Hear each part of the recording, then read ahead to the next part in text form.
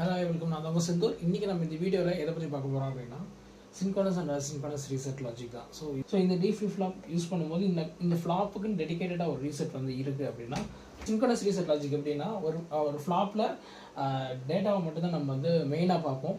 So இந்த sensitivity வந்து positive of flag மட்டும் தான் பார்ப்போம். ஸோ ஈச் டைம் கிளாக் மட்டும் தான் நம்ம டிபெண்ட் பண்ணி எல்லா விஷயத்தையும் பண்ண போகிறோம். ஸோ இதில் இன்வால்வ் ஆகிற டேரக்ட் இது வந்து டேட்டா பின், இந்த டேட்டா பின் மட்டும் தான் இன்வால்வ் ஆகும். ஸோ ரீசெட் இந்த இடத்துல எப்படி ரோல் ப்ளே பண்ணோம் அப்படின்னா இந்த இடத்துல நம்ம ஒரு லாஜிக் யூஸ் பண்ணிடுவோம். ஸோ ஒரு காம்பினேஷன் லாஜிக் இங்கே யூஸ் பண்ணுறோம். ஸோ இந்த காம்பினேஷனில் இருக்க இந்த ரீசெட் பின் தான் வந்து பார்த்தீங்கன்னா மக்ஸுக்கு ஒரு செலக்ட் லைனாக போகும். ஸோ எப்போனா இது active low reset scenario. So எப்போ ரீசெட் ஜீரோவாக இருக்கோ அப்போ நான் வந்து பார்த்தீங்கன்னா இந்த மக்ஸ்லேருந்து ஜீரோ வந்து டேரெக்டாக வந்து ட்ரைவ் ஆகும். ஒன்ஸ் நான் ரீசெட்டை ரிலீஸ் பண்ணுறேன் அப்படின்னா 1 வரும் கரெக்டாக. ஸோ ரீசெட் ரிலீஸ் பண்ணும்போது என்னோட ஆக்சுவல் ட்ரா இன்புட் வந்து நான் டேட்டா பின்னா வந்து நான் ரவுட் பண்ணி கொடுத்துருவேன். ஸோ இந்த காம்பினேஷன் லாஜிக் வந்து சின்க்ரோனஸுக்கு வரும். ஸோ மீன்ஸ் ஒரு கேட் கவுண்ட் லாஜிக் எடுக்கும்போது கம்பேர்ட் டு சின்க்ரோனஸுக்கு நமக்கு வந்து அதிகமான கேட்ஸ் வந்து தேவைப்படும் அப்படின்றத ஞாபகம் வச்சுக்கோங்க.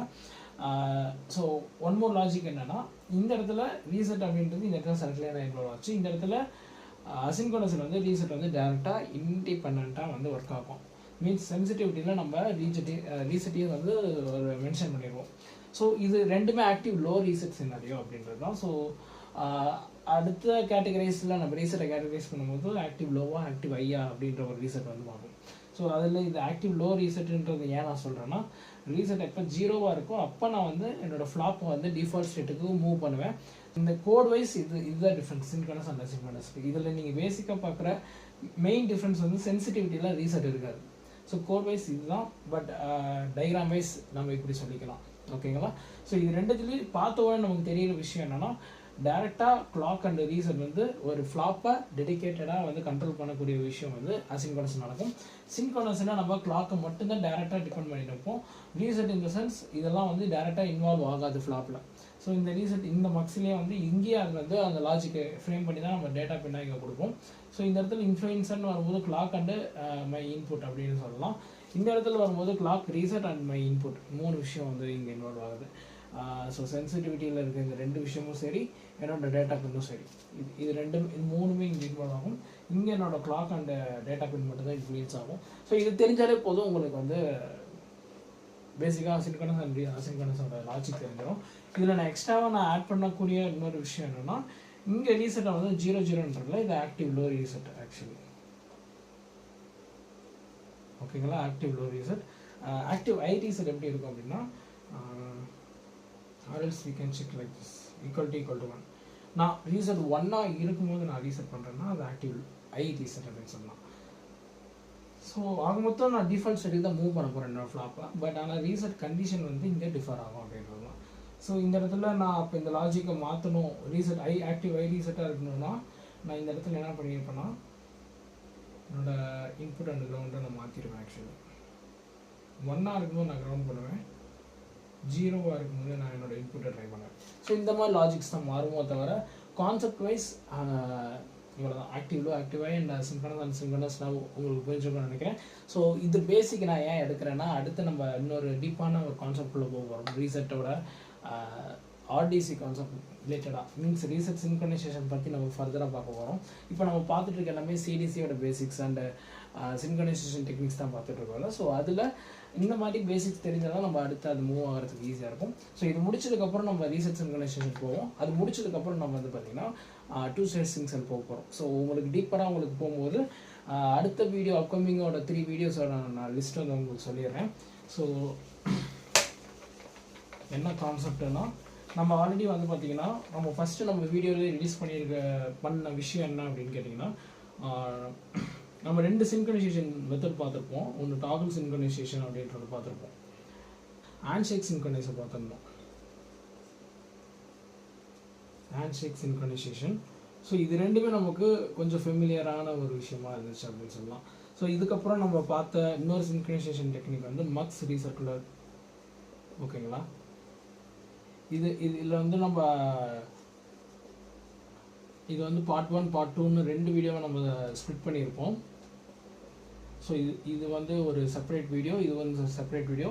மொத்தம் இது 4 வீடியோஸ் முடிஞ்சதுக்கப்புறம் தான் நம்ம என்ன பண்ணியிருந்தோம்னா சிடிசி பேசிக்குன்னு ஒரு ஃபார்மலான ஒரு வீடியோ வந்து கொடுத்துருப்பேன்.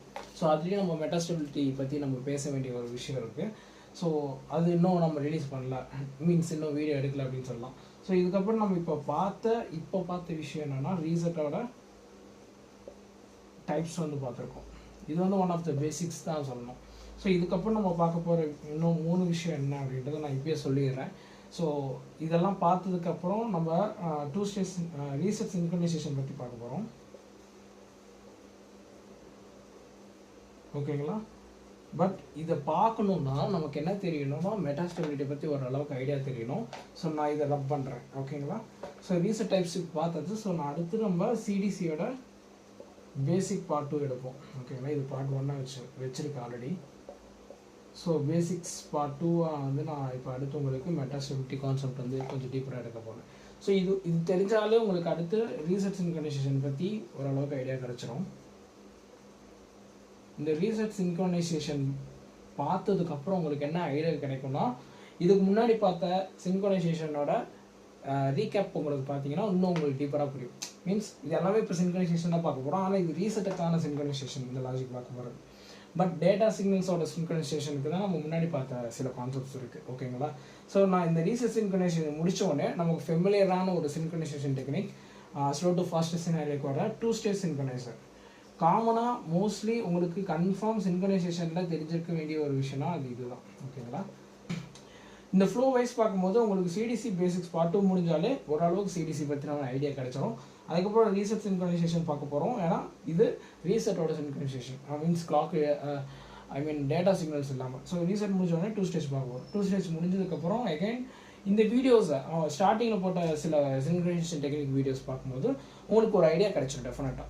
எதுக்காக நம்ம சின்க்ரனைஸ் பண்ணுறோம், சிடிசி பற்றின பேசிக்ஸ் உங்களுக்கு இதிலே ஓரளவுக்கு ஐடியா கிடச்சிருக்கும். பட் ஆக்சுவலாக சிடிசி பற்றின எல்லா டீட்டெயில்ஸும் பேசிக்ஸ் பார்ட் 2ல தான் வரப்போகுது. மெட்டாஸ்டெபிலிட்டினா என்னென்ன தெரிஞ்சால் தான் சிடிசி ஏன் அக்கர் ஆகுதுன்றதை நம்ம பேசணும். பட் என்னென்ன பாசிபிலிட்டியில் சிடிசி வரும்ன்றதை நம்ம பார்ட் 1ல டிஸ்கஸ் பண்ணிட்டோம். அதுவும் கன்ஃபார்ம் நமக்கு தெரிய வேண்டிய ஒரு விஷயம் தான். ஸோ அதனால தான் நான் ஸ்பிட் பண்ணிட்டேன். ஸோ பார்ட் 2ல உங்களுக்கு கிடச்சிருச்சுன்னா அடுத்து நம்ம இந்த சின்க்ரனைசேஷன் டெக்னிக்ஸ் பார்ப்போம். ஸோ இதெல்லாம் ஓவராலாக முடியும் போது நமக்கு சிடிசி ஓரளவுக்கு கவர் ஆகிடும். ஸோ சிடிசி ஒன்ஸ் கவர் ஆகிடுச்சுன்னா நம்ம அடுத்து இன்னும் இண்டிப்பராக சில டிஜிட்டல் கான்செப்ட்ஸும் சரி எல்லா கான்செப்ட்ஸும் சரி கண்டிப்பாக நம்ம வீடியோவில் டெலிகாஸ்ட் பண்ணலாம். அதுக்கு நான் அவங்ககிட்ட ரெக்வஸ்ட் பண்ணிக்கிற ஒரு விஷயம் என்னென்னா, பொதுவாக நம்ம சேனலை நிறைய பேருக்கு ஷேர் பண்ணுங்கள். இது இன்ஃபர்மேட்டிவான ஒரு இந்த பிளேலிஸ்ட் அட்லீஸ்ட் நம்ம டொமைனில் வேலை பார்க்குறவங்களுக்கும் இதை பற்றின இன்ட்ரெஸ்ட் இருக்கிற பீப்புள்ஸுக்கும் நம்மளோட கான்ட்ரிபியூஷன் மூலமாக நம்மளோட ஷேரிங்ஸை வந்து நாலேஜை வந்து ஷேர் பண்ண போகிறோம். அட் த சேம் டைம் நம்ம பேசுகிற எல்லா விஷயமும் எனக்கு தெரிஞ்ச ஒரு சில கான்செப்ட்ஸ் தான். ஸோ மேபி இதில் நீங்கள் ராங் கண்டுபிடிக்கலாம். அதனால தான் நம்மளோட பிளேலிஸ்ட் டைட்டில் வில் டிஸ்கஸ் அப்படின்ற ஒரு விஷயத்தை வந்து வச்சுருக்கேன். ஸோ உங்களோட பாயிண்ட் ஆஃப் வியூவில் நீங்கள் ஏதாவது படித்த விஷயம் இங்கே நான் சிங்காக இருக்குது, இல்லைனா இதை பற்றி இன்னொன்று டீப்பராக சொல்லணும், இல்லை இந்த ஃபீட்பேக் தப்பாக, உங்களோட ஃபீட்பேக்ஸ் வந்து நான் எதிர்பார்க்குறேன்.